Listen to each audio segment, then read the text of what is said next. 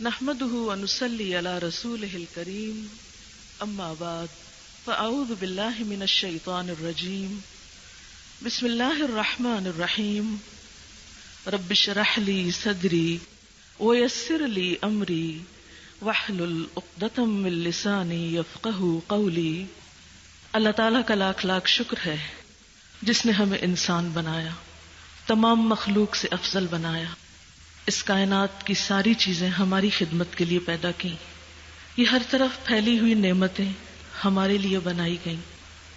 ان نعمتوں میں ملنے والی ایک بہت بڑی نعمت خود انسان کے اندر عقل اور شعور ہے، اس کو دی جانے والی سمجھ بوجھ ہے جو باقی تمام مخلوق کے مقابلے میں اسے زیادہ ملی ہے۔ اسی بنا پر اسے باقی مخلوق پر فضیلت عطا کی گئی ہے، لیکن محض عقل بھی انسان کی رہنمائی نہیں کر سکتی، انسان کو اس کی ابتدا، اس کے آغاز اور اس کے انتہا کے بارے میں نہیں بتا سکتی۔ اس کے لیے ہمیں ضرورت تھی بنانے والے کی رہنمائی کی کہ وہ ہمیں بتائے ہم کہاں سے آئے ہیں اور ہمیں کہاں جانا ہے اور ہمیں اس زمین پر کیوں بھیجا گیا ہے، ہمارے یہاں آنے کا مقصد کیا ہے۔ اس نے یہ ذمہ داری بطریق احسن پوری کی، پہلے انسان کو پیغمبر بھی بنایا اور یہ سلسلہ چلتا رہا یہاں تک کہ رسول اکرم صلی اللہ علیہ وسلم پر آ کر ختم ہو گیا۔ دنیا میں 1,24,000 پیغمبر آئے، جن میں محمد الرسول اللہ صلی اللہ علیہ وسلم پر آ کر اللہ تعالیٰ کی طرف سے دی جانے والی ہدایت اور رہنمائی کا کام تمام ہوا۔ آپ کو تمام انسانوں اور تمام پیغمبروں پر شرف اور فضیلت عطا کی گئی۔ آپ کو وہ کتاب دی گئی جو آج تک محفوظ ہے۔ 1400 سال گزرنے کے بعد بھی اس میں ایک لفظ تو کیا، ایک حرف کی تبدیلی نہیں ہوئی، اور یہ شرف کسی دوسری کتاب کو حاصل نہیں، نہ کسی پیغمبر کی کتاب کو اور نہ غیر پیغمبر کی کتاب کو۔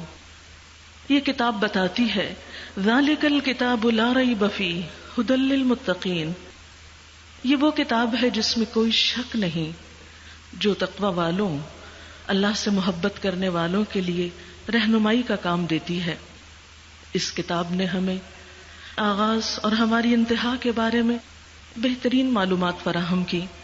اسی کتاب نے ہمیں بتایا کہ ہماری زمین پر آمد کا مقصد کیا ہے، اللہ تعالیٰ نے انسان کو کیوں پیدا کیا ہے، اور ہمیں اس زندگی کے خاتمے پر کہاں جانا ہے۔ یہ کام محمد رسول اللہ صلی اللہ علیہ وسلم کے ذریعے تمام ہوا، اور اس پر ہم اللہ تعالیٰ کا جتنا بھی شکر ادا کریں کم ہے۔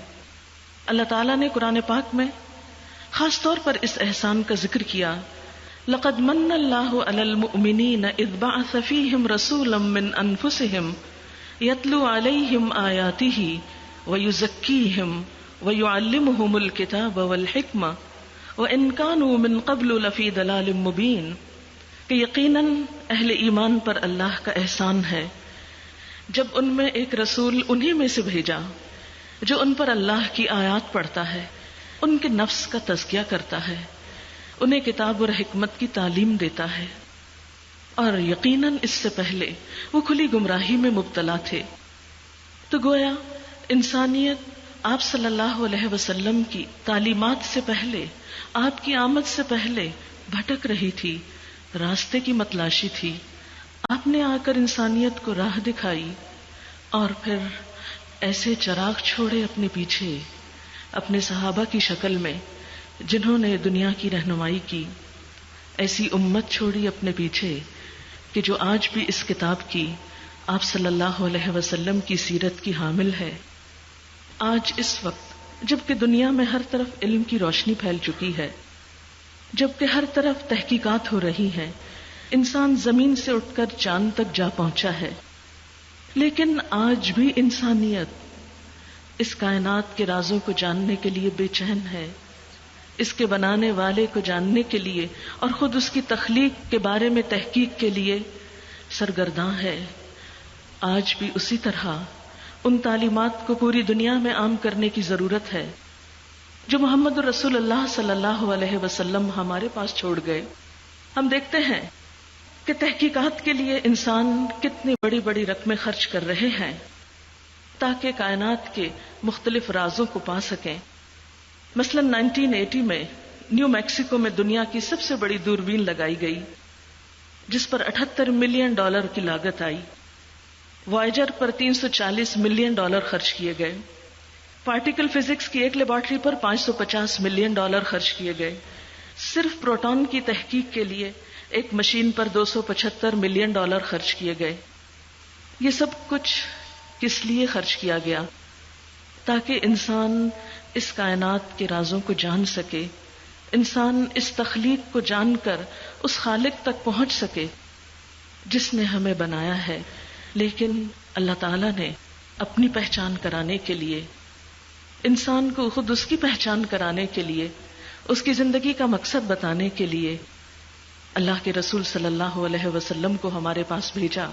لیکن آج کیا وجہ ہے کہ امت مسلمہ جگہ جگہ سے زخموں کا شکار ہے؟ آج امت مسلمہ کے اندر وحدت نہیں. آج امت مسلمہ دنیا کی رہنمائی کا کام نہیں کر رہی. اس کی بنیادی وجہ یہی ہے کہ ہم نے ان تعلیمات کو چھوڑ دیا جو اللہ کے رسول صلی اللہ علیہ وسلم ہمارے پاس لائے. ہم دیکھتے ہیں کہ آپ پر اترنے والی پہلی وحی اقرأ تھی. اقرأ بسم ربک الذی خلق خلق الانسان من علق اقرأ وربک الاکرم الذی علم بالقلم علم الانسان ما لم يعلم. پہلی وحی اقرأ پڑھنے کے نام سے شروع ہو رہی ہے. پڑھو. یہ پہلی تعلیم ہے جو آپ صلی اللہ علیہ وسلم کے ذریعے ہم سب کو ملی ہے. لیکن افسوس کہ آج ہم پہلا سبق بھول گئے. پہلا سبق اقرأ پڑھو. آج ہم اپنی مملکت خداداد پاکستان میں دیکھتے ہیں کہ تعلیم کے میدان میں ہم کتنے پیچھے ہیں. آج ہم دیکھتے ہیں کہ ہمارے دیہات تو دیہات، ہمارے شہروں کے اندر بھی سب کو پڑھنے لکھنے کے وسائل میسر نہیں. آج ہمارے اپنے ہی بہت سے ہم وطن اس روشنی سے آگاہ نہیں. یہ کس کی ذمہ داری ہے؟ اور یاد رکھیے ہمارا دین ہمیں صرف دین ہی کی باتیں سیکھنے اور پڑھنے کو نہیں کہتا. پہلی وحی کا ہی جائزہ لیجئے کہ اقرأ بسم ربک الذی خلق، پڑھو اپنے رب کے نام سے جس نے پیدا کیا. پہلی وحی خالق کا تعارف کرا رہی ہے.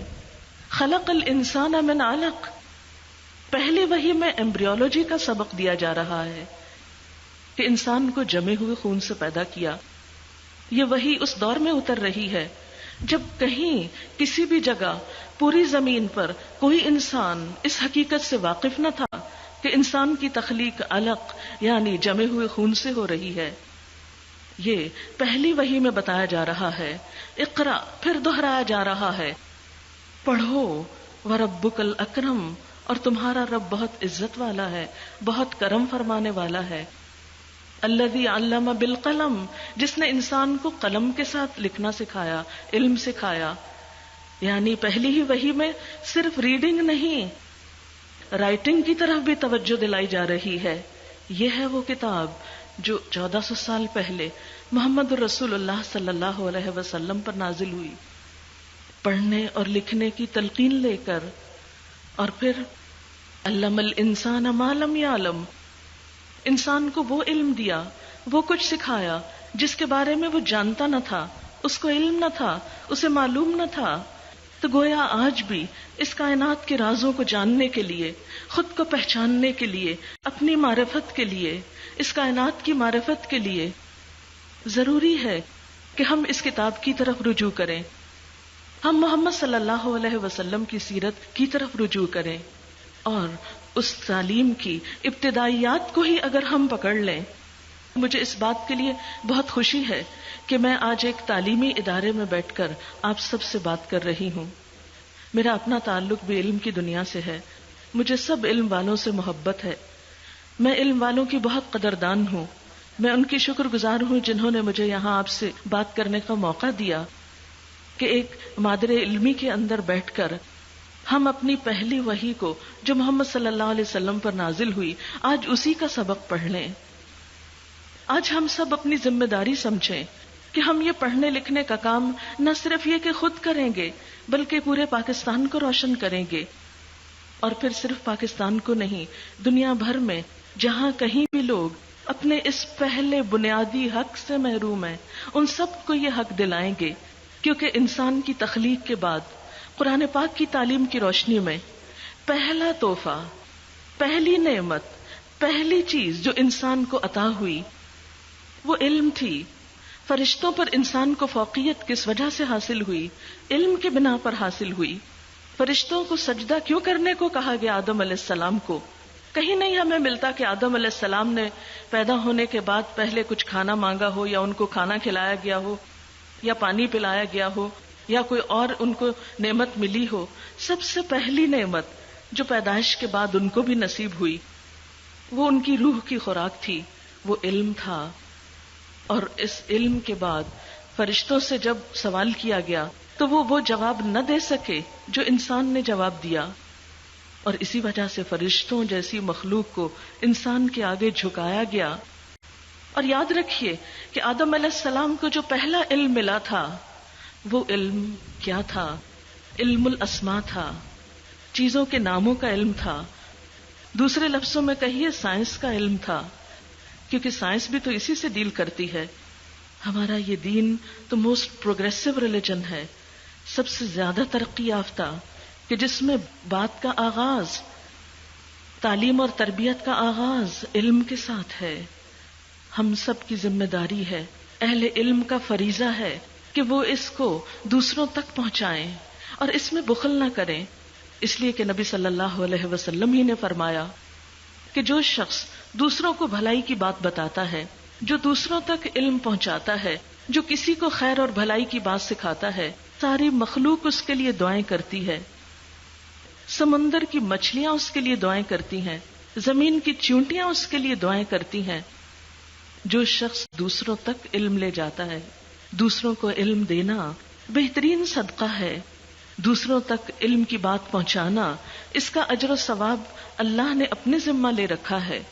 اس کا اجر و ثواب، اس کی رحمت اور اس کی برکت صرف دنیا تک ہی نہیں، مرنے کے بعد بھی انسان کو پہنچتی رہتی ہے۔ یہ وہ نفع ہے جو کبھی ختم نہیں ہوتا۔ علم سکھانے والے دنیا اور آخرت کی برکتوں سے معمور ہوتے ہیں۔ یہ وہ تجارت ہے جس میں کوئی خسارہ نہیں۔ یہ وہ کام ہے جو کہیں پر بھی کیا جا سکتا ہے، کسی بھی طریقے سے کیا جا سکتا ہے۔ میں آج اس علم کے گہوارے میں جتنی بھی طالبات ہیں ان سب سے یہی درخواست کروں گی کہ آپ کے سیکھنے کے دن ہیں، آپ سیکھنے کے عمل کو، علم حاصل کرنے کے عمل کو اپنی باقی تمام مصروفیات، تمام شوق اور تمام دلچسپیوں سے آگے رکھیے۔ ترقی یافتہ اقوام کو آپ دیکھیے کہ وہاں پر کس طرح علم کے لیے جد و جہد کی جاتی ہے۔ جب ہمارے ہاں ایک کے بعد ایک چھٹی آتی ہے تو دل پریشان ہو اٹھتا ہے کہ یا رب ہمیں کیا ہو گیا ہے، ہم کب ترقی کریں گے؟ جب ہمارے تعلیمی ادارے کئی ہفتے اور کئی مہینے بند رہتے ہیں اور وہاں چھٹی ہو جاتی ہے، جب ہمارے بچے کئی دن تک اسکول نہیں جاتے، جب ہمارے پڑھنے لکھنے والے لوگ علم سے دور ہو کر ریسرچ اور تحقیق کو چھوڑ کر اور چیزوں میں مشغول ہو جاتے ہیں تو دل خون کے آنسو روتا ہے۔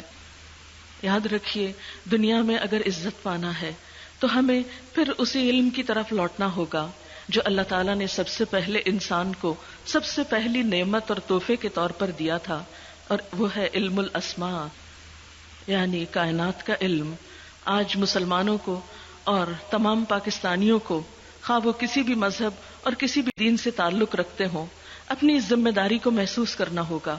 صرف کتابوں کے ہی علم نہیں، کائنات کے علم، صرف پڑھنا اور رٹا لگانا ہی نہیں، صرف نمبر لینا ہی نہیں، بلکہ تحقیق کے میدانوں میں آگے جانا ہوگا، اور اس سارے کام کو عبادت سمجھ کر کرنا ہوگا، فرض سمجھ کر کرنا ہوگا، کیونکہ اللہ کے رسول صلی اللہ علیہ وسلم نے فرمایا طلب العلم فریضۃ علی کل مسلم، علم کا حاصل کرنا فریضہ ہے ہر مسلم پر، خواہ وہ مرد ہو یا عورت ہو، جوان ہو یا بوڑھا ہو، بچہ ہو یا فقیر ہو یا امیر ہو، کوئی بھی ہو، کیسا بھی ہو، جس کو بھی اللہ نے سمجھ دی ہے، اس کے لیے سیکھنا انتہائی ضروری ہے۔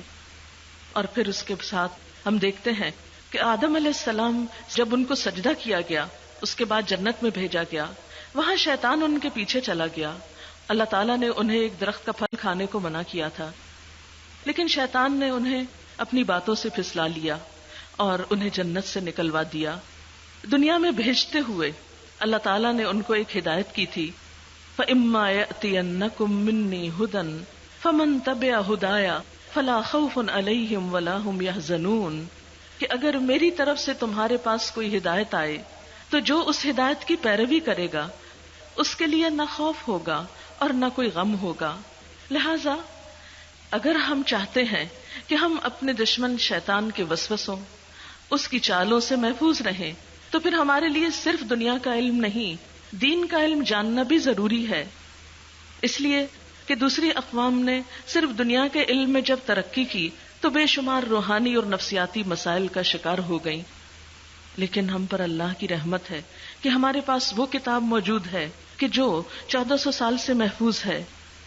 ہمارے نبی صلی اللہ علیہ وسلم کی سیرت حرف بحرف محفوظ ہے، آپ کا کلام حرف بحرف محفوظ ہے۔ وہ اسی طرح جو 1400 سال پہلے کے لیے روشنی تھا آج بھی روشنی ہے۔ وہ کتاب جو 1400 سال پہلے سائنس کے علم کا درس دے رہی ہے، وہ آج بھی مسلمانوں کو اس راستے میں بہترین رہنمائی عطا کر رہی ہے۔ ضرورت اس بات کی ہے کہ ہم آگے بڑھیں اور ہم کوشش کریں، لیکن صرف دنیا کی تعلیم میں نہیں، اس کے ساتھ ساتھ دین کی تعلیم بھی ضروری ہے، بہترین اخلاق کی تعلیم ضروری ہے، آپس کے بہترین معاملات کی تعلیم ضروری ہے۔ آپ نے دیکھا ہوگا کہ بسا اوقات ایک انسان بڑی سے بڑی ڈگری رکھتا ہے، بہترین سے بہترین جاب رکھتا ہے، لیکن اس کے باوجود اس کے پاس سکون نہیں ہوتا، خوشی نہیں ہوتی، اپنے کام کو بعض اوقات انجوائے نہیں کرتا۔ آج ہم دیکھتے ہیں کہ ویسٹ میں جسمانی امراض سے بڑھ کر روحانی اور نفسیاتی امراض کے ہسپتال بنتے چلے جا رہے ہیں۔ نفسیاتی امراض کے مریضوں کی تعداد دنیا میں دن بدن بڑھتی چلی جا رہی ہے۔ بے چینی، اضطراب، ڈپریشن، خوشی کا نہ ہونا، کاموں میں دل نہ لگنا، یہ مرض عام ہوتے چلے جا رہے ہیں۔ اس کا علاج ڈرگز میں نہیں ہے، اس کا علاج دنیا کی کسی دوا میں نہیں ہے، اس کا علاج روحانی ہے، اس کا علاج اللہ کی کتاب میں ہے۔ انسان صرف جسم سے نہیں بنا اور صرف روح سے نہیں بنا، ہم جسم اور روح دونوں کا مرکب ہیں۔ جب تک ہم اپنے جسم کی نرشمنٹ کے ساتھ ساتھ اپنی روح کی نرشمنٹ کا اہتمام نہیں کرتے، اس وقت تک خوشی اور سکون نہیں پا سکتے۔ کسی بھی انسان کی کارکردگی مشین کی طرح نہیں ہوتی، کسی بھی انسان کی کارکردگی اس وقت بہت بہتر ہو جاتی ہے جب اپنے آپ کو وہ روحانی طور پر زیادہ طاقتور محسوس کرتا ہے، جب اپنے آس پاس کے ماحول میں محبت، ہمدردی اور بہترین اخلاق پاتا ہے، اور ایک انسان کی بہترین صلاحیتیں بھی زنگ آلود ہو جاتی ہیں جب اس کے گھر کے اندر اس کو سکون نہیں ملتا، جب شوہر اور بیوی کے درمیان تعلقات اچھے نہیں ہوتے، جب بچے ماں باپ کی عزت نہیں کرتے، جب ہمسائے ہمسایوں کو دکھ دینے سے نہیں رکتے، جب انسان اپنی زبان سے دوسروں کو تکلیف دینے سے باز نہیں آتا۔ یہ ساری اخلاقیات اللہ کے رسول صلی اللہ علیہ وسلم نے بہترین طریقے سے ہم تک پہنچائی ہیں۔ آپ نے فرمایا تھا، انما بعثت لاتمم مکارم الاخلاق، مجھے اس لیے بھیجا گیا ہے کہ میں بہترین اخلاق کی تکمیل کروں۔ لہذا آج ہمارا مسلمان ہونے کی حیثیت سے فرض ہے کہ ہم بہترین اخلاق کی طرف بڑھیں، ہماری زبان اور ہاتھ سے کسی کو تکلیف نہ پہنچے۔ ایک مسلمان کی پہچان اللہ کے رسول صلی اللہ علیہ وسلم نے کیا بتائی؟ المسلم من سلم المسلمون من لسانہ و یدہ، مسلمان وہ ہے جس کے ہاتھ اور زبان سے دوسرے مسلمان محفوظ رہیں۔ وہ شخص مومن نہیں ہو سکتا جس کی اذیتوں سے اس کے ہمسائے محفوظ نہ رہیں۔ وہ شخص مومن نہیں ہو سکتا جو اپنے مہمان کی عزت نہ کرے۔ اسلام اسی چیز کا تقاضا کرتا ہے کہ ہم دوسروں کے لیے خوشی کا سبق لے کر جائیں، خوشی کا پیغام لے کر جائیں، دوسروں کے لیے باعث راحت ہو جائیں، پرامن طریقے سے رہنا جانیں، ایک دوسرے کی جان، مال اور عزت کی حفاظت کرنے والے ہوں۔ لیکن افسوس یہ کہ آج ہم ویسا مثالی اسلامی معاشرہ نہیں پیش کر سکے جو اللہ کے رسول صلی اللہ علیہ وسلم نے تیار کیا، جس میں سیدنا بلال جو ایک حبشی غلام تھے جن کا کوئی دنیاوی سٹیٹس نہیں تھا، ان کو اتنی عزت، اتنا رتبہ اور اتنا مرتبہ ملا کہ حضرت ابوبکر صدیق جیسے اعلیٰ خاندان سے تعلق رکھنے والے شخص ان کو سیدنا کہہ کے پکارتے ہیں، ان غلام کو اپنا آقا کہتے ہیں۔ وہ عزت جو ان کو ایمان اور علم کی وجہ سے ملی، جس کی وجہ سے ان کی حقیقی جوہر سامنے آئے، یہ دراصل ہمارے نبی صلی اللہ علیہ وسلم کی تربیت ہی کا نتیجہ تھا۔ لیکن آج کیا وجہ ہے کہ ہم آپ کی امت ہو کر طبقات میں بٹ چکے ہیں؟ آج آپ کی امت ہو کر ہم ذات پات میں تقسیم ہو چکے ہیں؟ ہم آپ کی امت ہو کر رنگ اور زبان کی تقسیم میں بٹ چکے ہیں؟ نہیں، ہمیں تو مسلمانوں میں بھی اتحاد پیدا کرنا ہے اور سارے انسانوں میں بھی اتحاد پیدا کرنا ہے۔ ہمیں تو دنیا کے لیے امن کا پیغام لے کر جانا ہے، اس لیے کہ اسلام کا تو مطلب ہی پیس ہے، امن ہے۔ اسلام پرامن طریقے سے رہنا سکھاتا ہے، لیکن افسوس یہ کہ آج مسلمانوں کے اپنے ہی اندر ایسے عناصر پیدا ہو گئے ہیں کہ ان کا اپنے اندر کا ہی امن ختم ہو کر رہ گیا ہے۔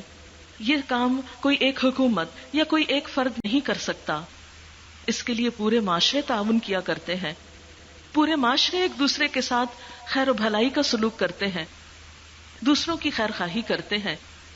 اس لیے کہ نبی صلی اللہ علیہ وسلم نے دین کا مطلب ہی خیر خواہی بتایا۔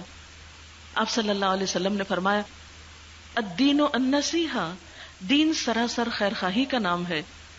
آج ہم سمجھتے ہیں کہ دین شاید نماز روزے کا نام ہے، صرف چند ریچولز کی ادائیگی کا نام ہے، یا صرف ایک ڈریس پہن لینے کا نام ہے۔ نہیں، دین صرف کسی ڈریس میں نہیں، دین صرف ریچولز کی ادائیگی میں نہیں، دین تو اندر سے اٹھتا ہے۔ ایمان کا بیج تو دل میں ڈالا جاتا ہے۔ جب تک دل کے اندر اللہ تعالیٰ کے لیے محبت، اس کے رسول صلی اللہ علیہ وسلم کی محبت نہ ہو، جب تک اس دل میں انسانوں کی محبت نہ ہو، جب تک اس دل میں صرف انسانوں ہی کی نہیں، جانوروں کی اور باقی انوائرنمنٹ فرینڈلی ہمارا ایٹیٹیوڈ نہ ہو، اس وقت تک ہم صحیح مسلمان بن نہیں سکتے۔ الدین النصیحہ، دین سراسر خیر خواہی کا نام ہے۔ ہم سب کو ایک دوسرے کی خیر خواہی کرنا ہے۔ تو میں اپنی بات کا اختتام اس دعا پر کروں گی کہ اللہ تعالی ہمارے دلوں میں علم کی روشنی بھر دے، علم کی روح پیدا کر دے، ہمیں علم کے ساتھ حکمت بھی عطا کر دے، ہمیں اس علم کو صرف اپنی ذات تک نہیں دوسروں تک لے جانے اور پہنچانے کی توفیق دے، ہمیں ایسی سوچ، ایسی سکلز، ایسے طریقے عطا کرے کہ جس سے ہم اپنے اس دیس کو روشن کر دیں، جس کے گھر گھر میں علم کے چراغ اٹھیں، جو دنیا والوں کے لیے ایک رہنمائی کا کام کرے۔ ہم صرف وہ علم نہ سیکھیں جس سے ہم صرف مشین کی طرح کام کریں، بلکہ ہمارے اندر کی انسانیت بھی جاگے، ہمارے اندر کی روحانیت بھی مضبوط ہو، ہمارے لیے یہ دنیا اور آخرت کی دنیا جنت ہو جائے، جس میں اس دنیا میں امن ہو جائے، جس سے ہم ایک دوسرے کی عزت کرنا سیکھیں، ایک دوسرے کا احترام کر سکیں، ایک دوسرے کی قدردانی کر سکیں، کسی بھی تعصب کے بغیر اور کسی بھی فرق کے بغیر سب کی قدر کرنا جانیں، سب کی بھلائی کریں اور سب کے لیے ایسے پیغام لے کر جائیں کہ جس سے ہر طرف روشنی ہی روشنی ہو جائے، خوشبو ہی خوشبو ہو جائے، امن ہی امن ہو جائے۔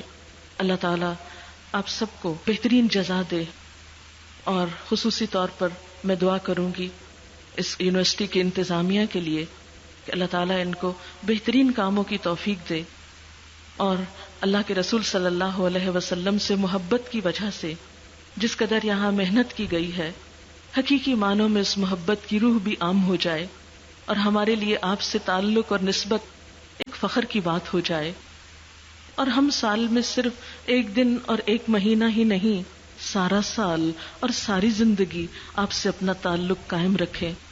اللہ تعالی ہمیں اس کی توفیق عطا فرمائے۔ آپ سب کا بہت شکریہ۔ وآخر دعوانا ان الحمد للہ رب العالمین۔ سبحانک اللہم وبحمدک نشہد ان لا الہ الا انت نستغفرک ونتوب الیک۔ والسلام علیکم ورحمۃ اللہ وبرکاتہ۔